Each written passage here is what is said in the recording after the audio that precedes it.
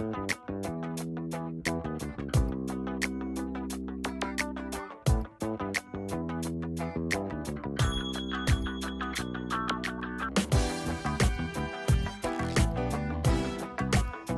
yes. Back again on Tuesday, May 6th, 2025. This is the Chris Richman Show. Thank you for joining us today. We are ready to rock, and let's get right to it because there's quite a bit to talk about today. I want to start out with an incident that occurred at the University of Washington yesterday, and this was after we'd gone off the air, so to speak. This was a a protest at the University of Washington, and it was by a bunch of so-called pro-Palestinian protesters. Now, of course, it was really Antifa. I don't see how anybody could think that. It wasn't. At least it was led by Antifa. But the problem is gosh, this took a way too long amount of time to get addressed. Let's see here. This started out trying to see when this exactly started here, when I first saw it at least. Oh gosh. Anyway, let's see here. It looks like, so it was talked about by several people, Ari Hoffman, Brandy Cruz, and many, many others. It's hilarious. Of course, you know, the Antifa types had their little fun there. Andy No, who is fantastic and knows probably more about Antifa than any person on the planet. Andy No replied to a tweet by the U.S. or UW Jewish alumni.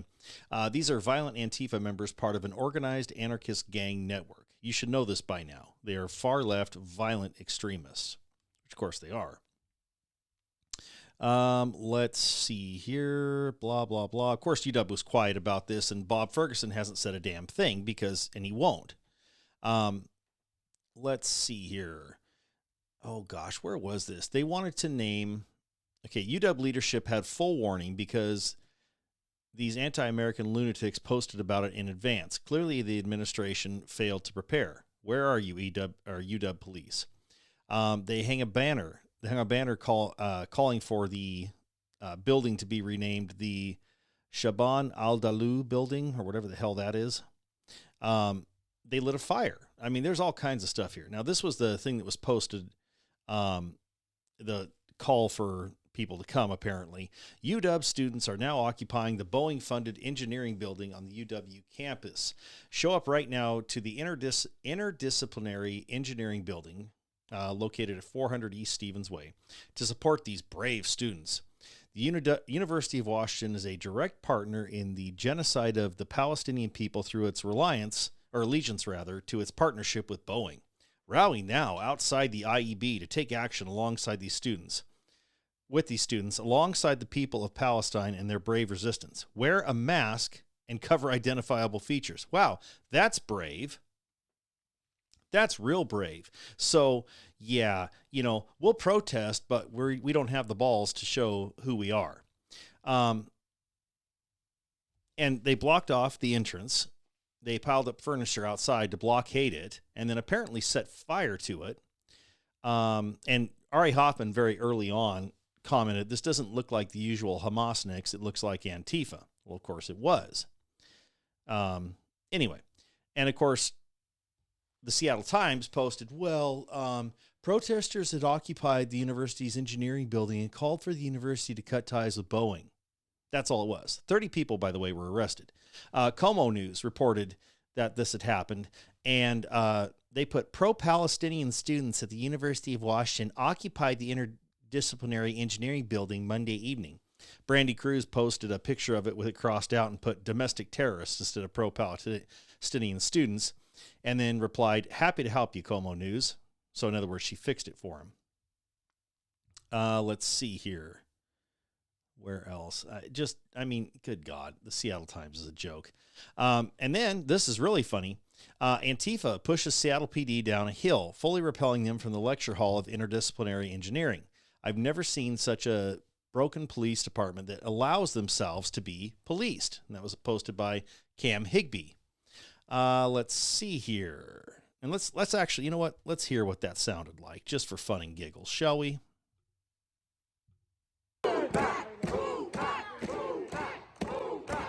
And the police are, of course, walking back, which is then emboldening the protesters more. And it looks like there's 4 officers. 4 officers were sent to address this. That's it. You're telling me the Seattle PD and the King County Sheriff's Department couldn't have sent, and the Washington State Patrol could not have sent more than 4 people.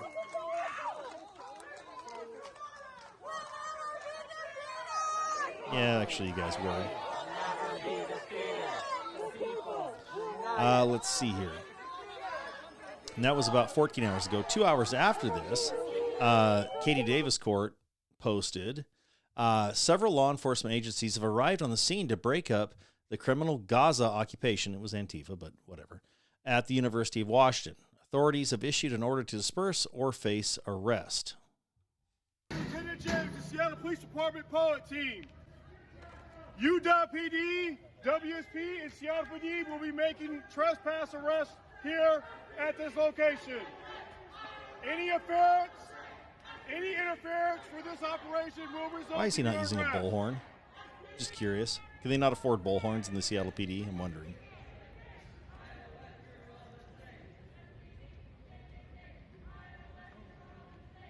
Anyway, they're showing a bunch of footage of them standing around, doing nothing, blocking up, and preparing the skirmish line. Oh, look at that. They're taking down a barrier. So if you were to watch that, it's from the Post Millennial, by the way, it looks like. It's bookmarked PM. You would think, what in the heck is going on here? Now, Brandy Cruz published also another tweet about this being back down, the Seattle PD and whatnot. What an absolute embarrassment. If these were, and she has a great point here.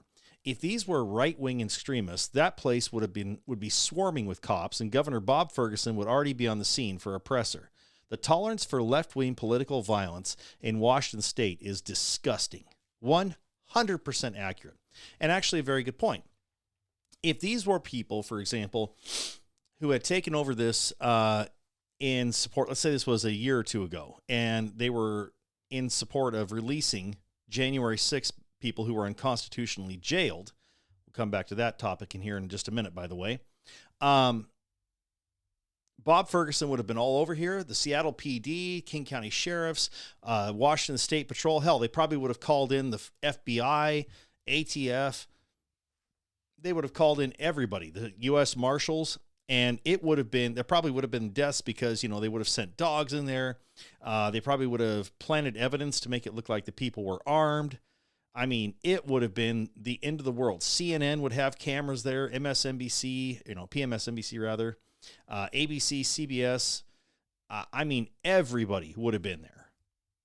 But since it's UW, the only people that are covering it outside the legacy media, Seattle Times and Como and all that stuff, who are doing softball coverage, are internet journalists. So let's see here. Let's keep going. What else? Oh, look at that. Katie Davis Court. There was a fire set, and she posted, this was again about the same time. Seattle Fire and Washington State Patrol have arrived on the scene. The fire has been put out. So they lit the protesters, so-called protesters, the agitators, I would say, lit fire to a bunch of stuff in the streets. And Brandy Cruz, again, what a shock. Yet again, crickets from Governor Bob Ferguson on left-wing, sideshow Bob Ferguson, on left-wing extremism at his alma mater. Okay, so then, this is the latest. So 10 hours ago, Ari Hoffman posted this. About 30 individuals who occupied the building were arrested, and charges of trespassing, property destruction, disorderly conduct, and conspiracy to commit all three will be referred to the King County Prosecutor's Office. Any students identified as being involved will also be referred to the Student Conduct Office. Spokesperson Victor Balta said, the University of Washington is committed to maintaining a secure learning and research environment. unless, of course, it's left-wing activists. I added that part. And strongly condemns this illegal building occupation and the anti-Semitic statement that was issued by a suspended student group Monday. The university will not be intimidated by this sort of offensive and destructive behavior and will continue to oppose anti-Semitism in all its forms. Okay, so let's think about that for a second. That was good water, by the way. King County Prosecutor's Office isn't going to do anything. And I'll prove that in just a second here. They're not going to do anything about this. And as for the UW, this will go away quickly. There will be no media coverage outside of Ari Hoffman. God, I wish Dory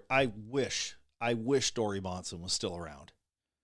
You know, I came onto the Dory Monson train. I got onto that late, very late. I mostly got involved with him through Todd Herman.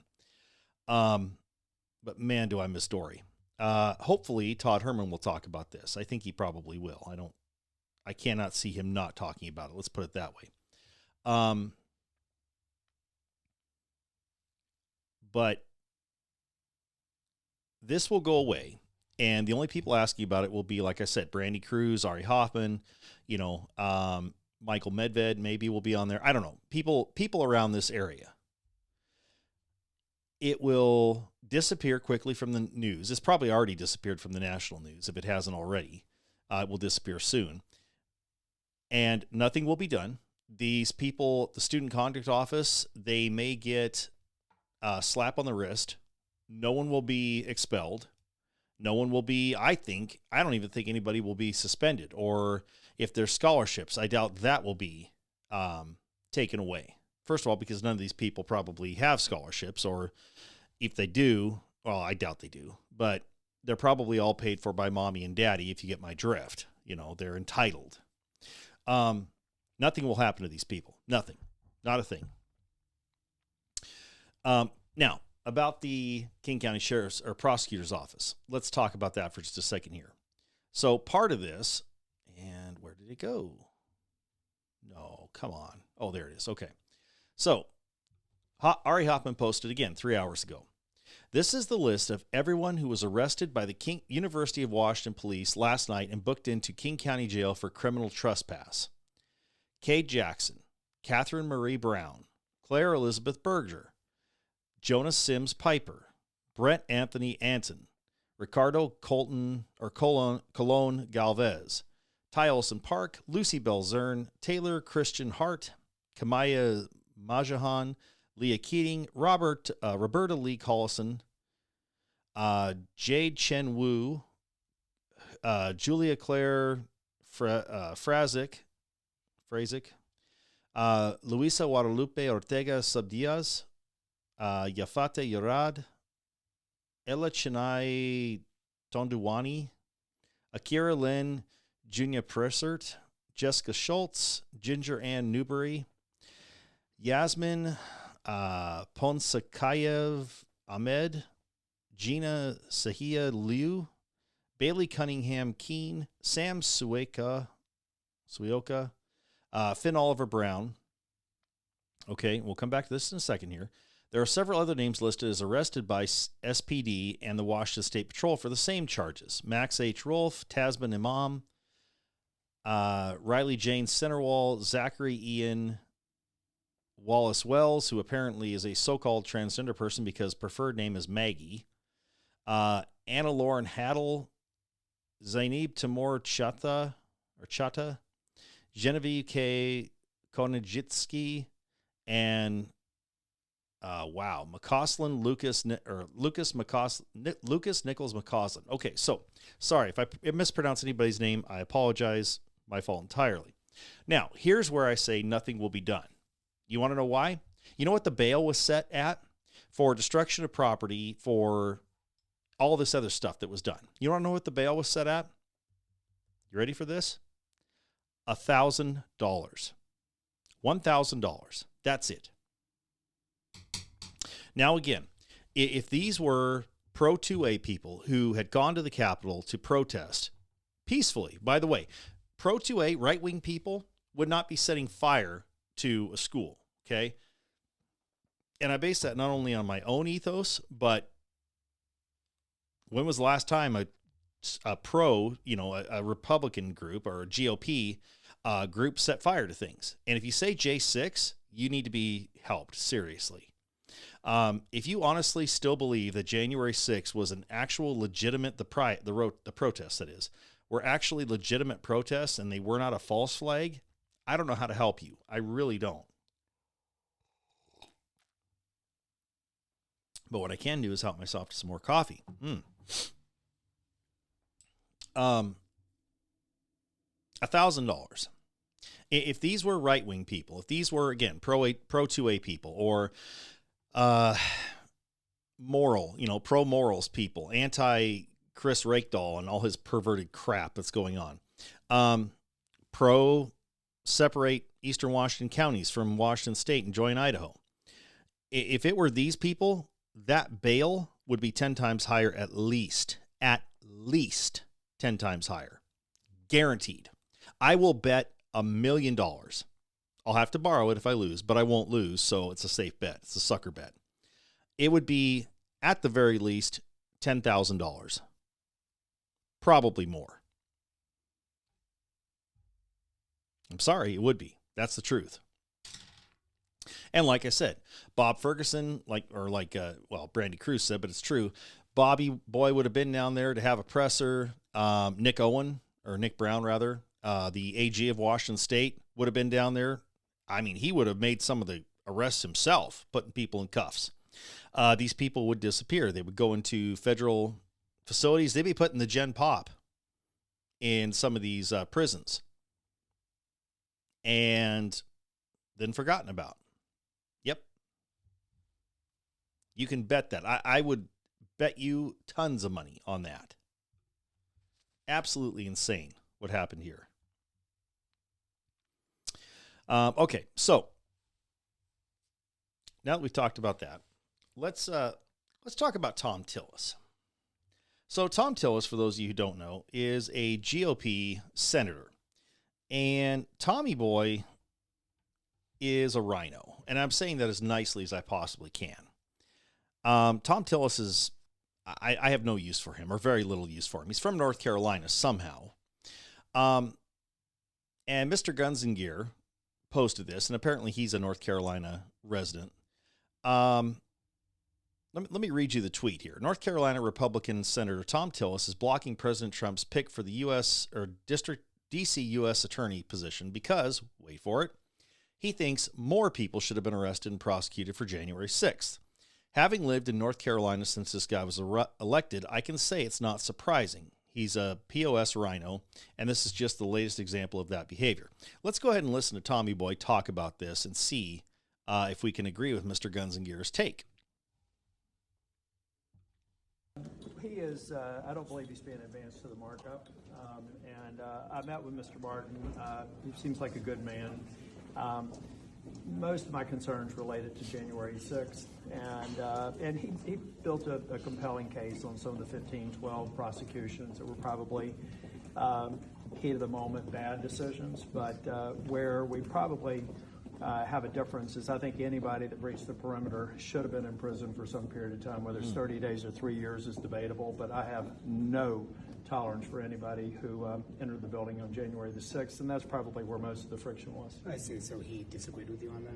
Well, no, I have to say that Mr. Martin did a good job of explaining how there were people that probably got caught up in it, but they made the stupid decision to come through a building that had been breached and that the police officers and others were saying stay away. Really? So, you mean the police officers, Tom, that were escorting people through there, that welcomed them in? Those police officers, Tom? Is that who you're talking about, Tom? Those police officers? Or maybe you're talking about the ones who were never there because Nancy Pelosi turned down the reinforcements. This piece of crap, Thom Tillis, I have, he talked, well, I don't have any tolerance for blah, blah, blah. Guess what, Tom? We don't have any tolerance for you. You arrogant, smug jackass. Honest to God, North Carolina, if you do anything in this coming election, primary this jackass. This guy is a clown, an absolute clown. I mean, oh yeah, God forbid anybody, express their opinion. And here's the thing. Tommy obviously buys into this because he's a deep state guy. This guy is a swamp creature of epic proportions. Tommy probably believes that everybody in the crowd was a right-wing person, that everybody in the crowd was, just there to raise Cain, right? And we're not going to let these people in the government turn against Trump. What was the purpose of J6? Just curious for those of you out there. And of course, you know the answer, and so do I. The purpose of January 6th was to protest and ask Congress not to certify the election until investigations were carried out, such as in Georgia, in Pennsylvania, in Michigan, in Nevada, in Arizona, in Wisconsin. I mean, in Pennsylvania. The 7 swing states, right? The swing states. All we were asking is that they hold off certifying the election until research was done, until more information was gathered. That's it. That's not overturning an election, so to speak. No, far from it. That is demanding that the elections that we have are actually reconcilable, are actually, able to be spoken to. That's what we were asking. That's what we were asking, and that's what we are still asking to this day. And also for any elections going forward. That's all we're asking. Now, if you honestly believe that there was no, how shall we put this? No outside elements influencing January 6th, both on the protesting side and on the police side. Again, what is it going to take to prove that to you? I mean, will it take Nancy Pelosi coming out and saying, Yes, I did that. I actually did do that. I influenced the election. I had too many bottles of wine that day. And that's what it was. And my husband, he was off having, a same-sex affair with someone who came over to the house. What would that be? What it would take? I'm curious. I'm just curious. Would it be Mitch McConnell, assuming you can actually get him to be sober of some sort and actually have peace of mind, going, I think that definitely happened, and yeah, there were serious problems with that. Yeah, that's what happened. I can't do a Mitch McConnell real well, so sorry. What would it take? I'm just curious. What would it take to get you to believe? Because the evidence is piles high, huge evidence, huge amounts of it, and y'all don't buy it. So what would it take? I'm curious here. I really don't know. But this clown obviously buys into all the hype. For some reason, he thinks that this is going to help him get elected. Now, I would love to see him proven wrong on that. I would love to see Tom Tillis just primaried hard, really hard. Let's see here. When was Tommy Boy? I think he's up in 26. Let's see here. Let's see.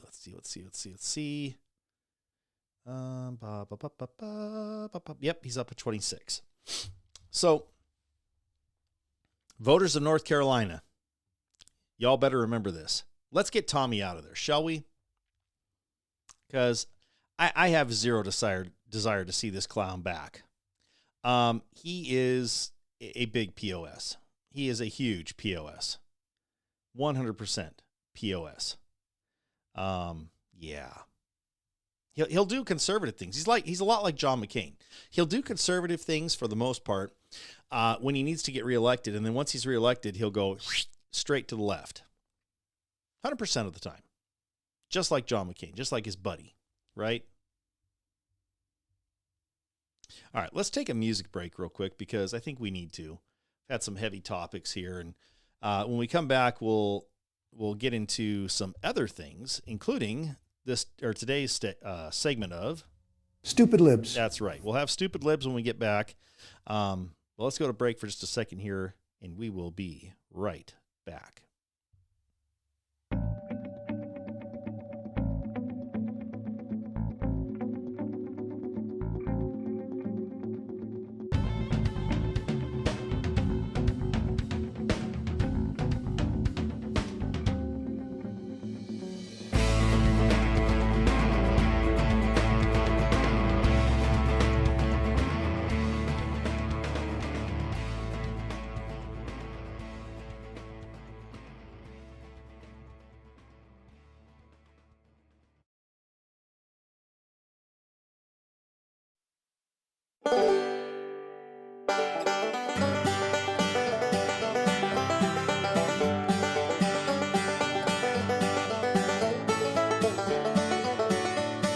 Those of you who know me, you know I love my bluegrass music.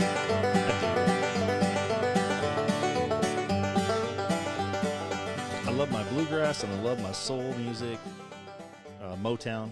So, yeah, I mean, if you ever want to make me happy, get me some Motown music, Smokey Robinson, Diana Ross, the Supremes, the Miracles, that kind of thing. Marvin Gaye. I'd be totally fine with all that. Aretha Franklin, the Commodores. I'm there. I'll do it. I'm in. I'll play the game. Anyway, all right. So let's get into some other stuff here, and we'll start off with, of course, Stupid libs. That's right, stupid libs. We will start with some stupid libs. Let's see here. Let's hear Jasmine Crockett. She's one of my favorite stupid libs, don't you think? Let's hear Jasmine talk for a second here. Oh, where is it? There it is. Okay, this is the first of a couple sound bites, I think. And maybe they're the same ones, but we'll go ahead and play it. So let's go ahead and hear this.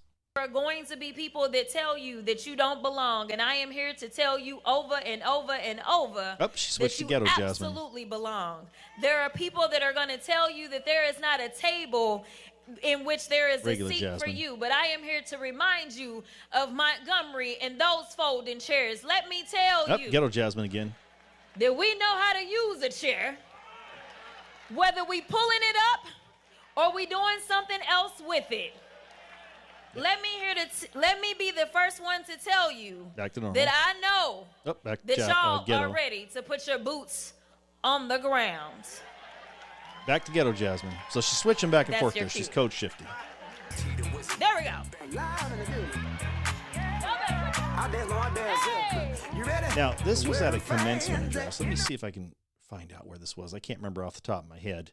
Let us see here. This is responded to by several people.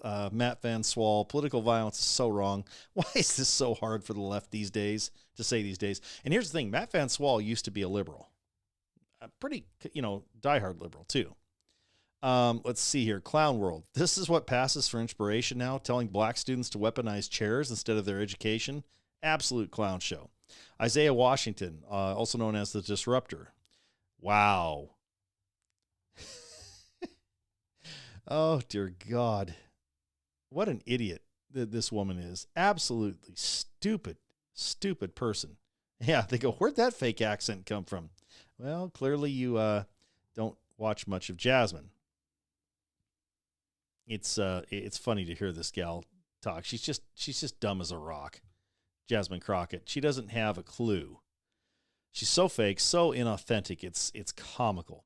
Let's see if we can get. Let's see here. Okay, here we go.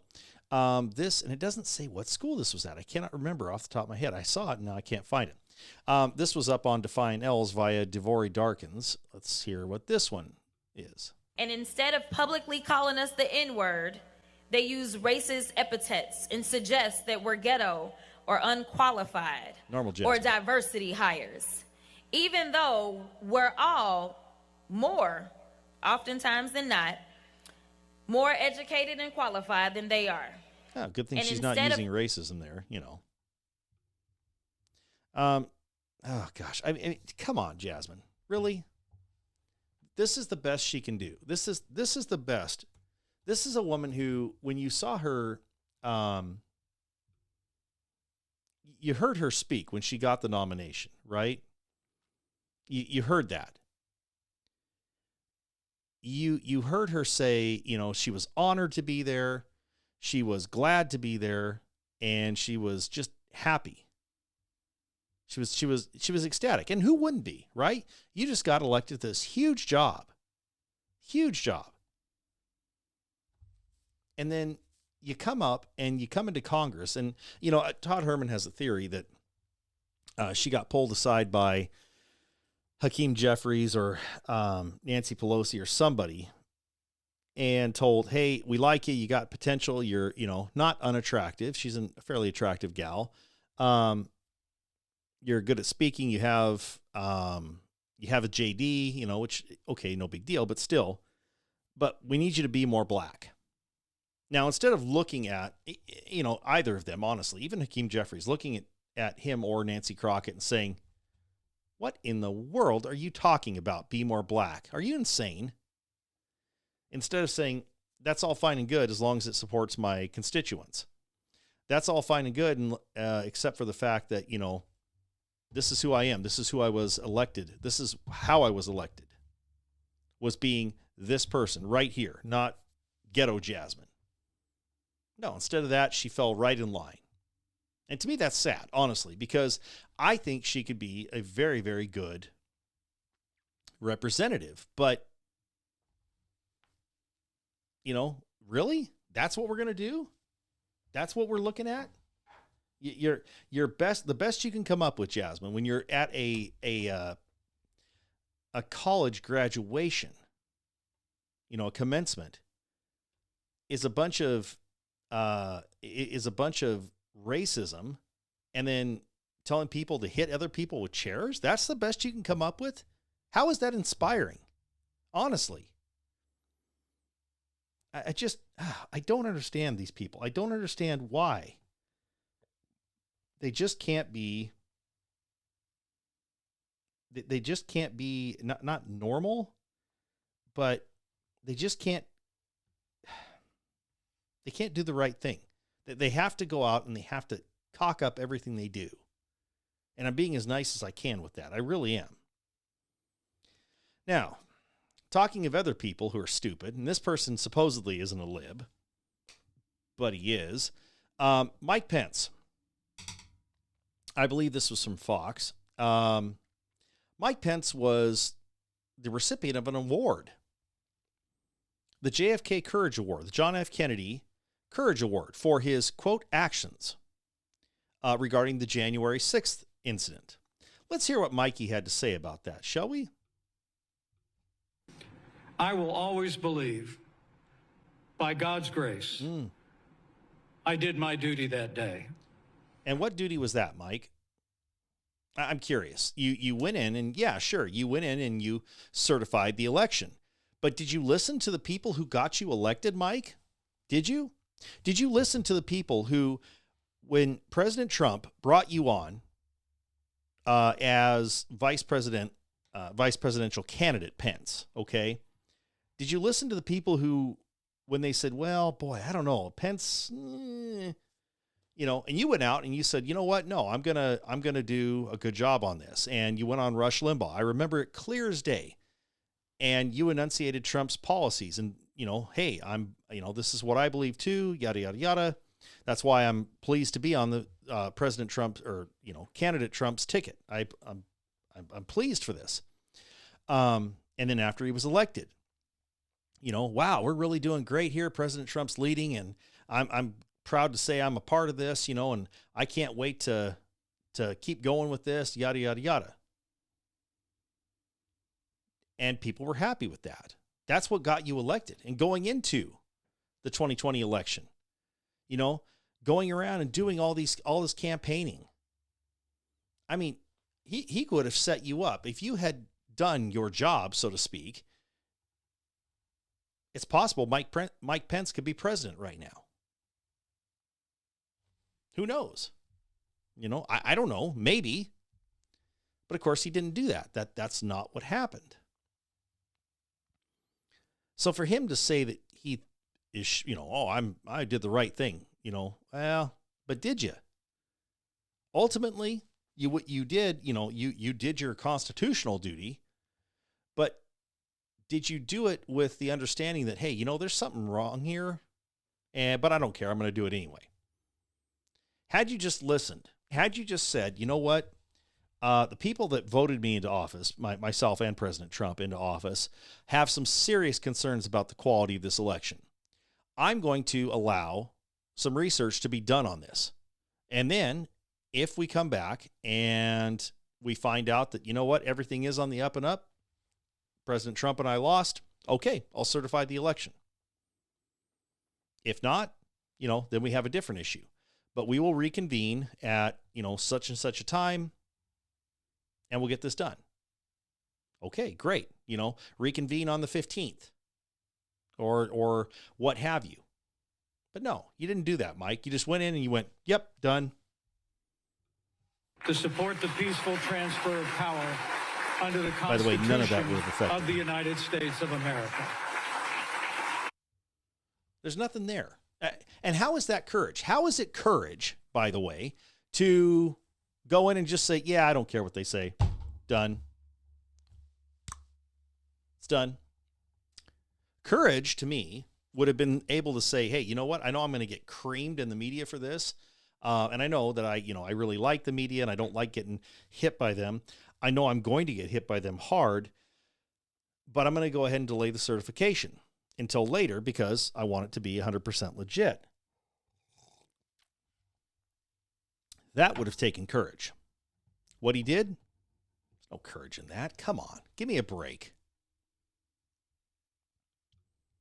But again, liberals love to, and rhinos in this case, love to congratulate themselves. Okay, now, I want to go back to UW just briefly here, if you could. And the reason why is this is happening today. Okay? Jonathan Cho put this up. That escalated quickly.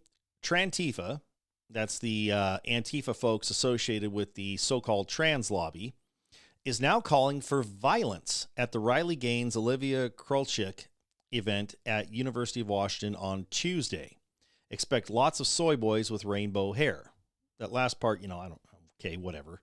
But here's the pictures that Jonathan Cho posted to go along with this. And this is put up by, let's see here, Seattle Green. Oh, no, wait. PSU, UW PSU, whatever the hell that is. On Tuesday, May 6th, transphobic activists, they're not transphobic, but whatever, so-called transphobic activists Riley Gaines and Olivia Krolczyk are coming to UW to speak about their reactionary backwards agenda. Okay, yeah, reactionary backwards. Actually, supporting women. That's apparently reactionary and backwards. Anyway, join us outside their event starting at 5:30 p.m. at the Ethnic Cultural Center with line dancing, followed by a rally. So to tell UW admin to put in place real protections for students instead of hosting those that attack students. Really, when was the last time, I'm curious, that Riley Gaines or this Olivia Krolczyk, when was the last time any of them physically assaulted somebody or verbally assaulted someone? Because last I checked, what they do is they are standing up for the right of women to compete against women, not men. We talked about this yesterday, about Katie Ledecky and her amazing swimming feats, and how, as amazing as those are, if you put a male up against her, she would get creamed, absolutely destroyed. But, it's for Riley Gaines to be, she's the bad one. So that was the first picture. Second picture, it shows a short-barreled AR pattern rifle. It shows a revolver, semi-auto, or a Glock. It's obviously a Glock. And it looks like a Smith & Wesson, by the way, for the revolver. And then an AK. And it said, protect the dolls, protect the boys, BOIS, protect so-called trans youth by any means necessary. Okay, so I sincerely hope that the UW police, that Seattle PD, that all these other people, given what we just saw yesterday at this engineering building, I hope they take this seriously, and there's a group of people out there in force to make sure that this goes off without problems. Now, I guarantee you there will be lots of people inside the thing, people that'll sneak in inside and disrupt it by whatever they can do, yelling, chanting, whatever. So hopefully there'll be people in there too that will, take them out. Now, here's the thing. They're asking UW to ban these people. Why? Well, it's because they're afraid of their speech. It's not, this is absolutely a freedom of speech issue. Because here's the thing. I look at my alma mater. I'm going to use that because I know it better than UW, but it still fits here.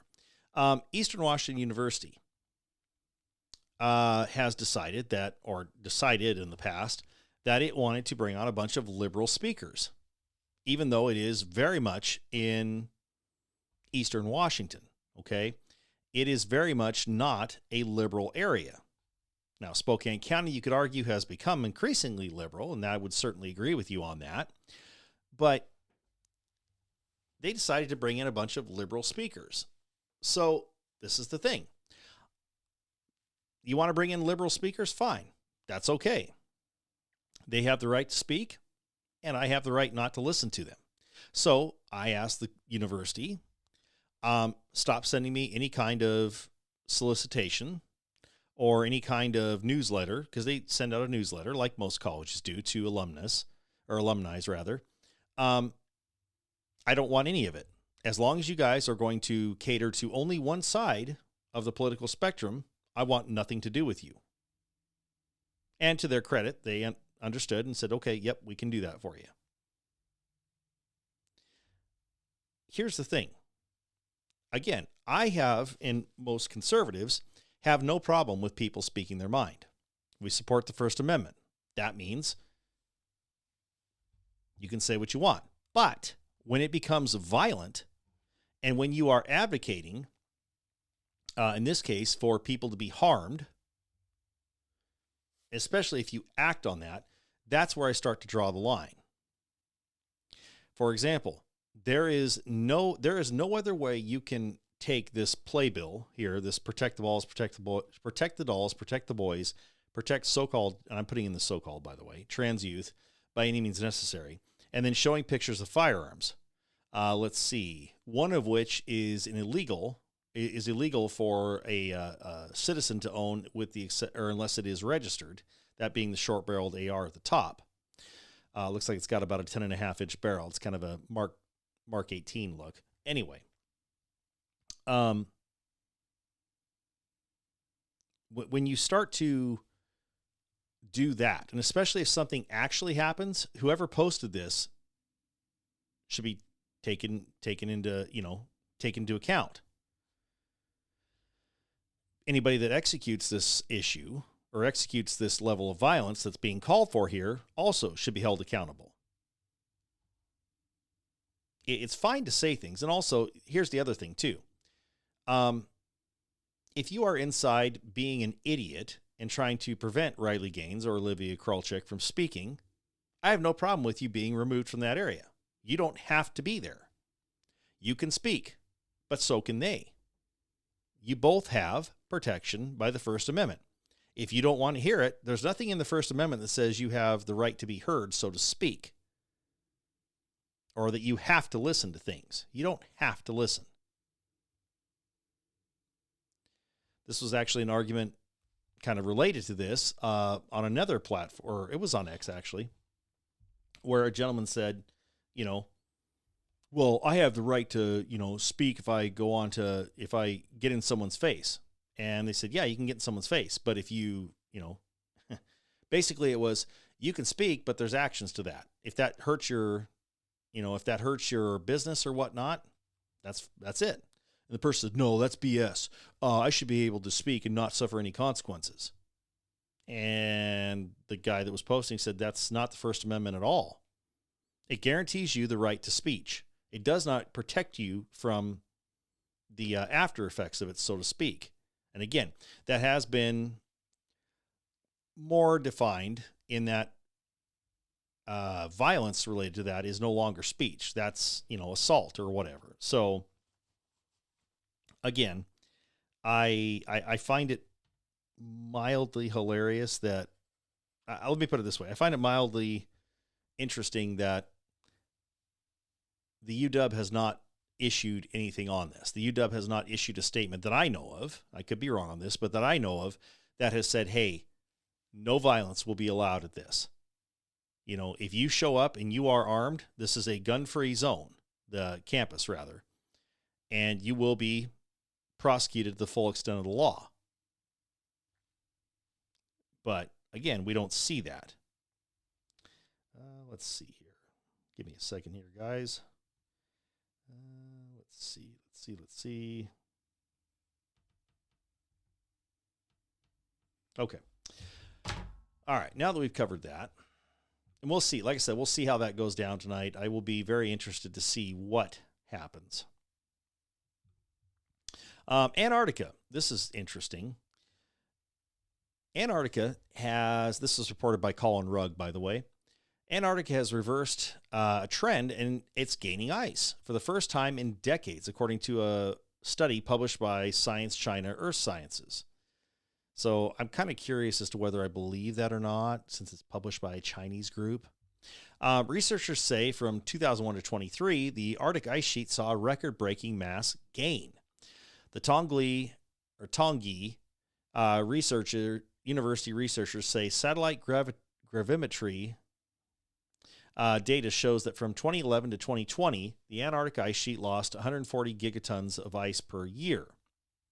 That trend flipped between 2021 and 2023, when the ice sheet allegedly gained about 180 gigatons of ice per year. Most of the gains are in East Antarctica. Scientists say much of the gains are linked to precipitation patterns, which could be temporary. Now, I'll point this out. Whoopity-doo. This is all fine and good. We've got ice growing and ice melting. And how is this different from any other period in human history or before? It isn't. Now, of course, the argument the environmentalists will give you is, well, yeah, but the ice is melting at a faster pace than ever because of humans. You know, we humans are causing this. I would debate that, of course, simply because, again, one volcano can put up more pollutants into the atmosphere than we have in our entirety. But even that aside, name for me a time in this planet's history that we know of when the environment hasn't been cooling or warming, when it hasn't been increasing in temperature or lowering in temperature. It's always doing this, no matter what, because that's just how systems are. We've had, we've had zero ice at the poles. We've had times when it's been, there's evidence that the entire Earth was covered almost completely in snow at one point, at least one point. So none of this should be surprising to anybody. Things fluctuate. That's just the way it is. I mean, you have, in the same way you or me or anybody else has good days and we have bad days. In the same way that, when you have days that are more windy and days that are less windy, or more rain and less rain. You have, I don't know, it's all cyclical. And the sooner we realize that, and the sooner we realize that, you know what, we're just about that big, we're little specks in this world, I think the better off we'll be. And a lot of stress will drop from people's lives. But until then, yeah, we're kind of up a creek. All right. Let's see. What else do we have? Ah, yes, there we are.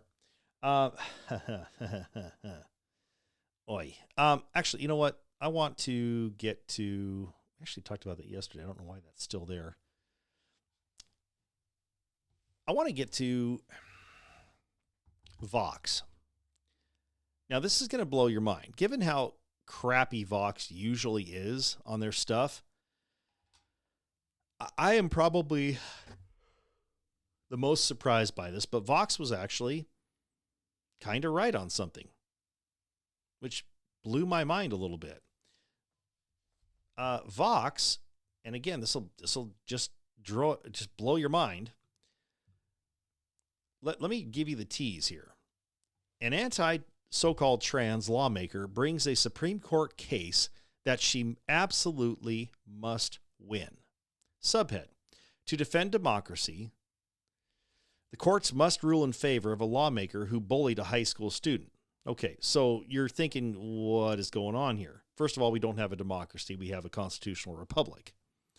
And bullied a high school student. Now, that turns out that's a little bit less than accurate. But let's go ahead and read this article. Because, again, this blew my mind. Somebody at Vox, clearly one of the editors, or, the editor-in-chief, whatever it is, somebody at Vox was asleep at the wheel letting this article get published. Because this is about 180 degrees out of phase of where Vox normally is. So let's read this. The Supreme Court has been asked to decide a case that combines two of the most charged issues in the U.S. at the moment: so-called trans participation in sports, and attacks on voting rights. Now you're thinking, how in the world? I'll just be patient. You'll understand. The case's inciting incident came in February when Laurel Libby, a Republican elected to the Maine House of Representatives, wrote a Facebook post criticizing a so-called transgender athlete who won a statewide pole vaulting championship. I actually remember this being posted on X. At the championship, not the comment. In that post, Libby did not blur or otherwise obscure the high school student's face, and she named the student and they put her, it's his school. In response, Maine, House Speaker Ryan Fechtow, a Democrat, asked Libby to remove the post due to concerns that, quote, that publicizing the student's identity would threaten the student's health and safety, unquote. Now I'm going to stop this for just 1 second. First of all, if you're talking about from the kids in school, they already know. They already know. If you're talking about adults, guess what side of the aisle doesn't get violent? Probably 99% of the time. And the 1% is when their children are physically threatened or they themselves are physically threatened. But guess what side doesn't get violent? If you guess the right, you're correct. Now, if this was the other way around, then you might have some valid concerns. Anyway, we'll continue here. When Libby refused, a majority of the state house passed a resolution censuring Libby. That resolution reiterated Fechtow's concern that shining such a spotlight on a high school student, quote, may endanger the minor, unquote. It also highlighted a study showing that, quote, so-called transgender people are over 4 times more likely to be the victims of violence. Now, notice how they don't say what type of violence that is. You're meant to infer that the victim or the violence is done by right-wing people, when in reality it's other kids. And as for the adults, chances are that violence, there's a lot of times that violence is domestic violence, right? But again, they don't tell you that. They don't tell you that. You're meant to infer that. So, thus far, and I'm going to read this from the article, this is kind of actually where I'm at as well. Thus far, all this is fine as a constitutional matter. 100% correct. While Libby has a First Amendment right to speak out against so-called trans rights, government entities like the Maine House also have a right to express their own viewpoints on controversial issues. Absolutely.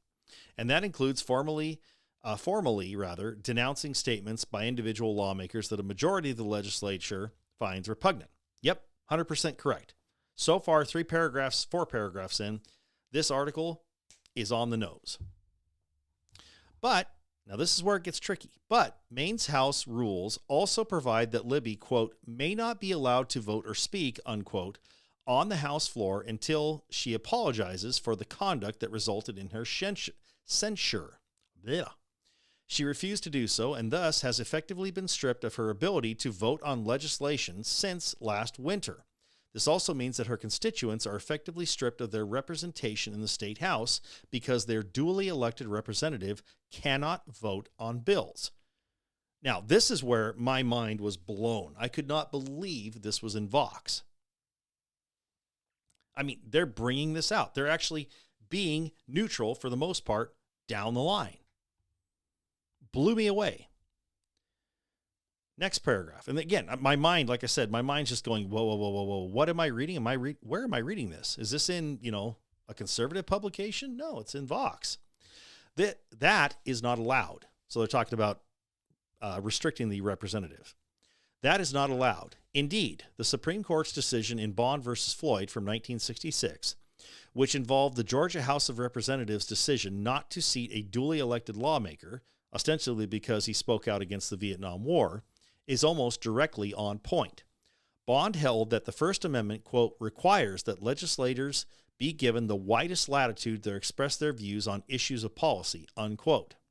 The same rule should apply in Libby versus Fechtow, which is now pending before the Supreme Court. One of the most well-established principles under the First Amendment is that offensive speech must be protected. I'm literally, right now, my jaw is just on the ground reading this. Because the First Amendment protects against government censorship, virtually all free speech cases involve speech that is sufficiently offensive to government officials that they decided to sanction it. If freedom of speech did not apply to speech that many Americans find repulsive, it would be worthless. Now, again, this is in Vox, folks. I cannot tell you how big a deal this is. This is conservatism right here. 100%. This is originalist. This is, constitutional analysis, actual constitutional analysis being done in Vox. Like I said, what on earth? Who at Vox, which of the editors allowed this through? This is not something Vox would normally publish. There's no liberalism here. I'm stunned. Okay. Even if the First Amendment does not apply to speech that is somewhat menacing to a minor, itself a dubious proposition, stripping Libby of her voting rights does more than simply strike at her right to free speech. It punishes her constituents by stripping them of their right to representation. Oh, absolutely. Indeed, the Maine legislature's actions would be less offensive to the Constitution if it had simply expelled Libby from the State House altogether. At least in that circumstance, the people of her district could elect someone else to cast votes on their behalf. Again, 100% right. Libby's lawyers asked the Supreme Court to weigh in on this case by Tuesday when the Maine House convenes for a floor session. So that's today, by the way. That won't happen as so-called Justice Ketanji Brown Jackson, who oversees emergency requests for her court or to her court that arise out of Maine's federal courts, set a May 8th deadline for the state legislature to respond to Libby's arguments. Now, so here's the thing. To me, if I was a Republican in the state legislature, I would immediately come up with a resolution or an action to suspend operations for the House of Representatives for Maine until such time as the Supreme Court rules on this. Otherwise, they would be alienating, this is what I would say, we are alienating the representatives of this district. 100%. Man, that's some good coffee. Wow. Okay. There are legitimate reasons why the court might not weigh in on the Libby case anytime soon. The case arises on the court's, quote, shadow docket, unquote, a mix of emergency motions and other expedited matters that the justices used to be very cautious about deciding prematurely before President Donald Trump's first term. Some of the justices remain concerned about overuse of the shadow docket and may wish to give an appeals court more time to consider the case. Okay, I'm there, but here's the thing about that. This is directly related to, let me put it this way. This will end up in the Supreme Court either way. 100% guaranteed it will. If they find in the case or in favor, let's say they send it to a district court, right? And the district court says, yep, Libby's right. This is, you cannot, the Maine law is illegal. Okay, great. Then that's going to be appealed to the appellate court. I don't know what circuit that's in, but that will be appealed to the appellate court guaranteed. Then the appellate court, what if they reverse it and send it back? Okay, well, now it goes back to the district court, and the district court, they find the same way again. Or if the appellate court upholds it, it goes straight to the Supreme Court. Either way, it will end up there, guaranteed. There is, to me, no chance this doesn't end up in the Supreme Court. I mean, if this is allowed, holy crap. Okay, anyway, but some court needs to intervene. Regardless of what anyone thinks about Libby's attack on a high school student, allowing lawmakers to strip their colleagues of their ability to vote on legislation would set an alarming precedent that could easily be used by authoritarian legislators to stifle dissent. Okay, so now this is my question on this, and this is it's impossible to prove either way. So this is totally speculation. I just want to make you guys aware of that. Had this occurred 4 years ago or 15 years ago during Obama, okay? Had this occurred then, this article would not be written. Guaranteed. Because that, or at least that part of it wouldn't be written. Because Obama wasn't seen as an authoritarian. Neither was Plugs. Even though absolutely 100% they were not seen, or they were not covered by the media as that.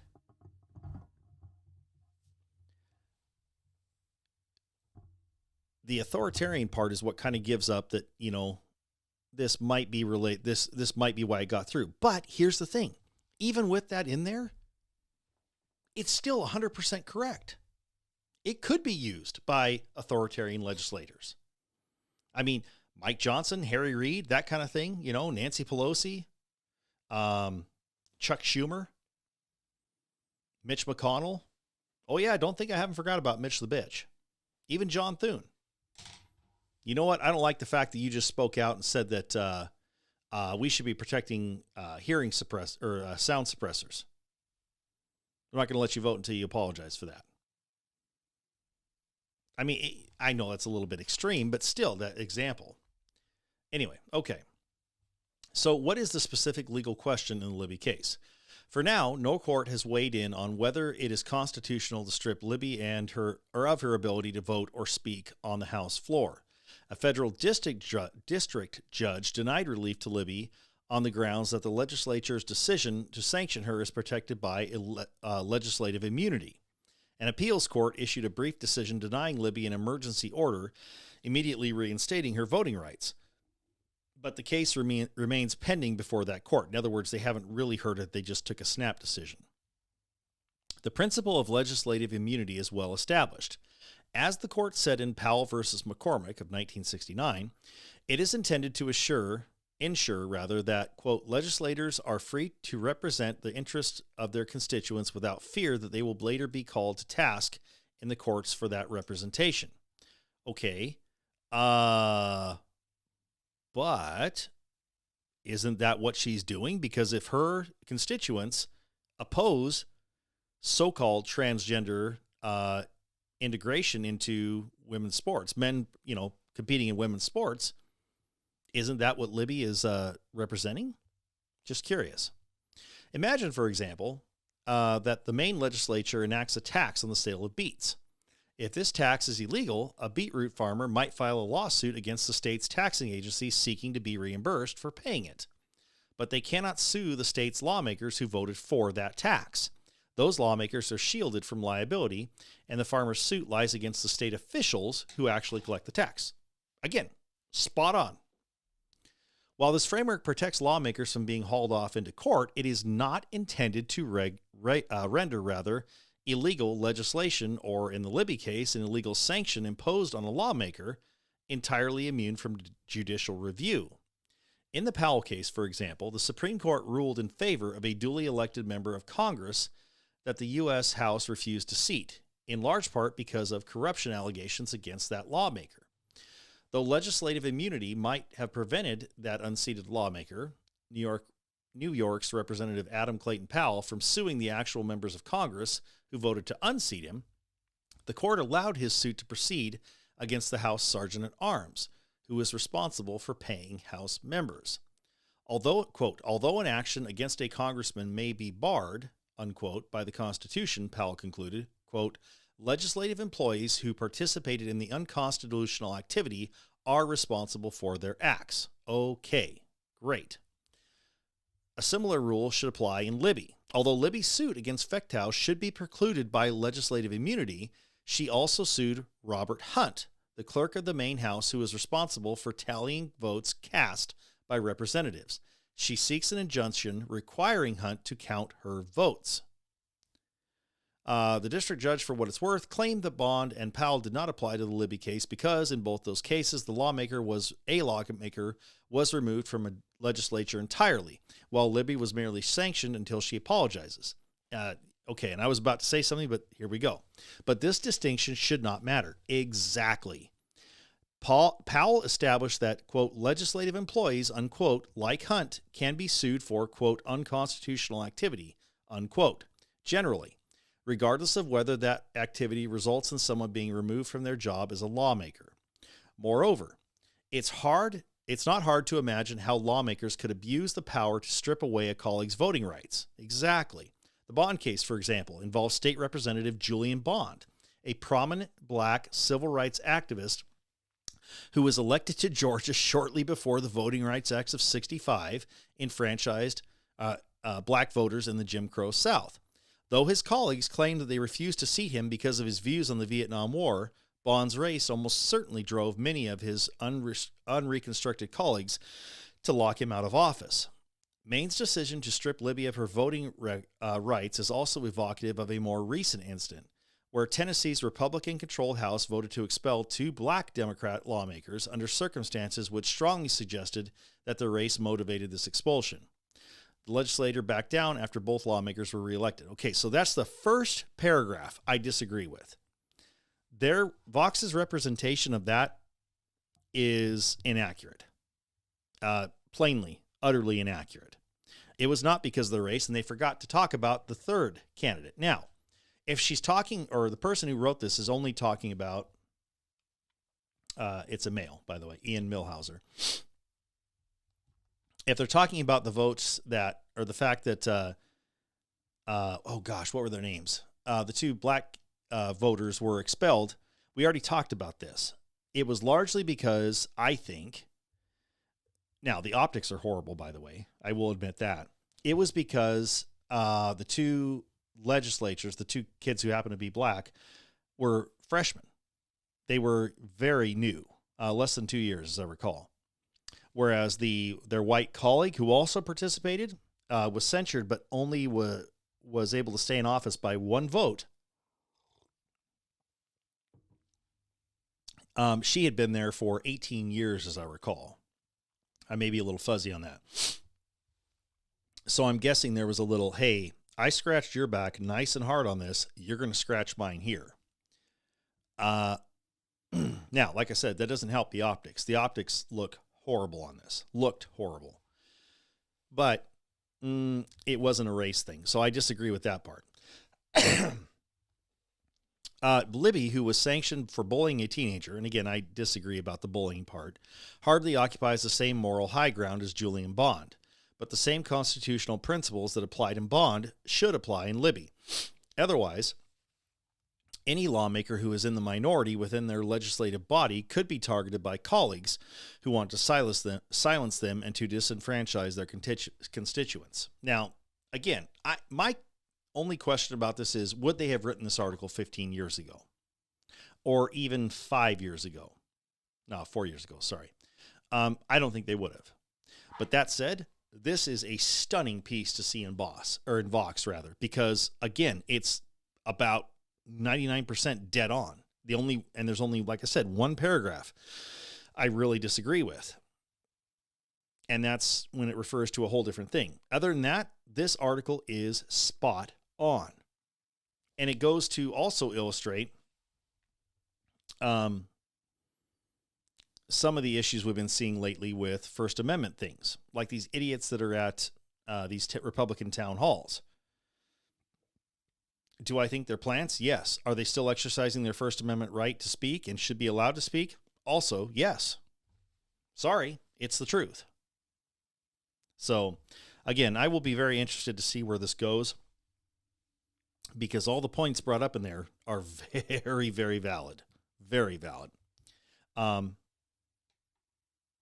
wonder if this goes through, if Washington State Republicans, the Washington State GOP, should perhaps go back and look real hard at some of the things that were done to the GOP members of legislature in Washington State during the so-called COVID scamdemic. Will they do it? No, because they don't have the balls, frankly. But they should. All right, guys, this has been segment 1 of the Chris Richman Show. We appreciate you joining us today. We'll be back for segment 2, and we look forward to it. See you then. Stupid libs. Well, we just talked about that. That's true.